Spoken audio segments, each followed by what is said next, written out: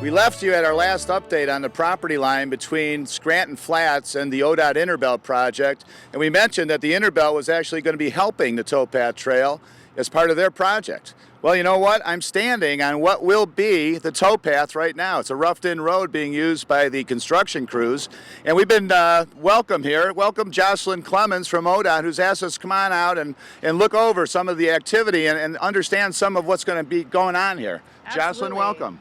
Thank you, and welcome to the Innerbelt Bridge Project. We're standing here today, again, as you said, on a roughed-in portion of what will be the towpath.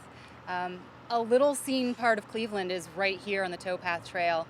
When this opens in 2016, you're going to have great views of downtown. So let's go take a look around, and I'll show you some more. All right, great.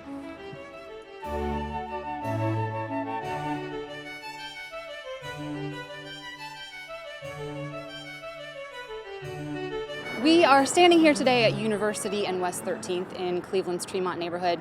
We're very near an establishment known as Sokolowski's University, and there are a lot of improvements coming to this area. As soon as we complete the new westbound bridge, which is under construction now, we will tear down this existing 1950s version bridge, and a new eastbound structure will be in its place. Along with that project, there are a number of amenities that will come to this area. Specifically, will serve as a trailhead for the Towpath Trail. There will be a number of beautifying projects, things like bench seating and landscaping, something that will really beautify the area and serve as a really nice area for folks who are coming up the Towpath Trail and may need a spot to sit and take a break. There's also something we call the Blueberry Hill, and it is just what it sounds. It's the hillside here will be filled with blueberry patches, which will be of varying colors, and we think really will look very beautiful and complement the scenery in this area. You know, Jocelyn, one of the neat things about this project is how we're reusing portions of our history.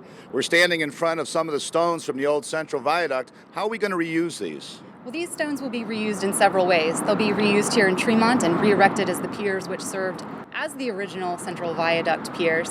It'll be a really great thing to look back on our history and really note how those were a part of our history and how much different the landscape is now. And by the way, I think they're put on the exact sight line as the original bridge. They absolutely are, and you'll have that same sight line over in the Gateway District, very near the Western Reserve Fire Museum, where you'll be able to look toward Tremont and see that original sight line.